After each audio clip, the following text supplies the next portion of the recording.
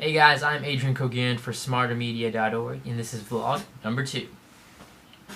Hey guys, Adrian here, and today I have my vlog number 2, and I want to talk about my top 5 issues with college. As you guys who may or may not know me, I am not a huge fan of college, and this video is no way to look down upon you if you're attending college or plan on attending college. By all means, do what you want to do. That's what's most important overall. Key. End of story. I mean, you can stop watching the video if that's all you want to get out of it. I mean, what you want to do is what matters most. But these are just my top 5 issues with college. So let's dive into number 1.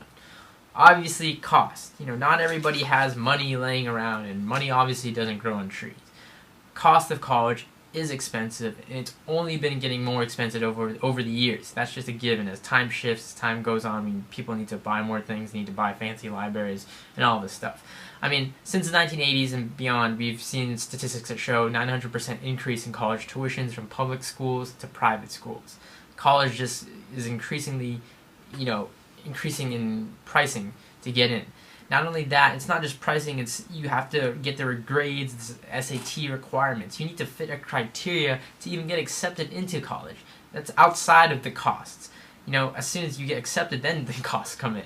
And now, since 2010, $25,000 plus is the new benchmark, the new, set point for college debts. It's more than credit debts, it's more than automobile debts. Student loans and debts is the highest, one of the highest right now statistically. Kids are owing $25,000 plus. So you go into school, you graduate after 4 years or 4 years plus, and then now you're $25,000 or whatever dollars plus down. You owe this, and maybe you get a job, maybe you don't. You have to pay this off now. Not to talk about add on cost of living from books that you can maybe resell for a fraction of the price, food, living quarters, etc., etc. Cost is just a huge thing, obviously, that's detrimental to people who even want to attend college. Maybe they can't, maybe they can, just because of a piece of paper. Number 2, misconception. It's a very common misconception that people tend to relate, and I've heard this a lot, that college equals success. First off, what is success? I did a whole video on this. Success to separate people is, to different people is a varying thing. Maybe success to you is getting a job. Maybe success to you is getting your dream job. Maybe success to you is working from home, like simple. Very much it was for me. You get from point A to point B. And really success is more viewed as, swirls and circles and going backwards and left and right, up and down to get to point B. Nothing is that simple in life. It's not a straight shot. Much like success is. Success is not a simple, it's a word. It's something you work at, and not necessarily college right now, even economically where we are today, doesn't always equal success. Maybe for some people it will be in the future. Maybe for others it means they have to go do something else. Like myself, I'm going to go out and hopefully continue to what I do online, produce content and work as an entrepreneur and start some new businesses and stuff like that. That's what I want to do. It's very much different to other people is what I'm trying to say. Moving on, number 3, classroom as a learning environment.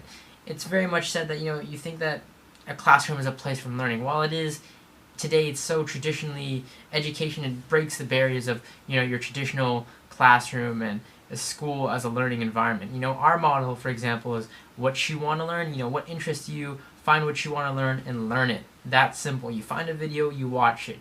That's simple. You don't, you're not confined in a room to learn what people in school systems and education systems want you to learn, even though it may not interest you, it may not pertain to your future, and you're forced to learn it, and you're forced to take tests and get graded on stuff that may not even interest you as a whole and may not even pertain to anything that you're going to be doing in life later on.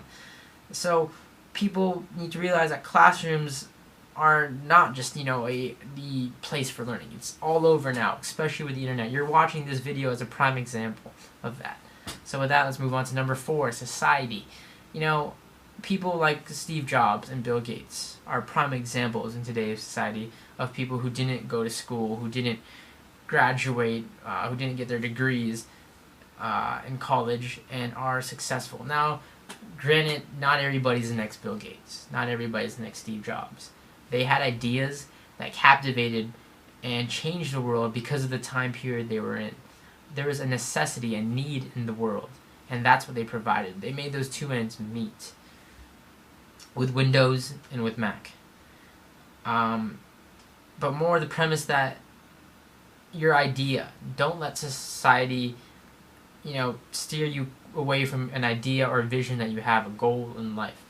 And that college may not be, what you need. This is kind of branching off that common misconception that it's success.